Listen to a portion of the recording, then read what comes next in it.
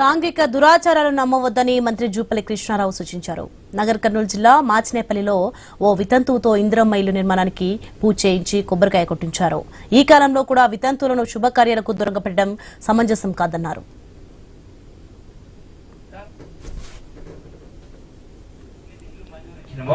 ఆయన భార్య కడుపుతో ఉంది, ఆయన తల్లి వితంతు భర్త చనిపోయింది.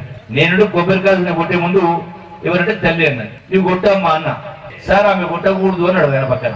ఎందుకు కొట్టకూడదు అన్న, భర్త లేడు సార్ అన్నది. అంటే భర్త లేకపోతే కొబ్బరికాయ కొట్టదా? ఎవరైనా చెప్పింది? ఎవరు పెట్టింది? ఇవన్నీ మూఢనమ్మకాలు. అంటే భార్య కడుపుతో ఉంటే భర్త కొబ్బరికాయ కొట్టి ఇల్లు ఊలిపోతుందా? అందుకనే ప్రతి దానిపైన మనం ఏది కరెక్ట్ ఇదో ఒకసారి ఆలోచన చెయ్యాలి. వితంతు వివాహం అంటే భర్త చనిపోతే మళ్ళీ పెళ్లి చేయకూడదా? అంటే 20 ఏళ్ళకు ఇవన్నీ రకరకాల యాక్సిడెంట్లు వ్యవహారాలు జరిగి 20 ఏళ్ళకు 30 ఏళ్ళకు చనిపోతున్నాం. మరి 70 ఏళ్ళు నరకం అనుభవించాలనా? ఎట్లా కరెక్ట్ ఇది? అందుకని ఆలోచనలో మార్పు రావాలి. మీ మహిళా సంఘాలు చర్చించుకోవాలి. ఎవరికి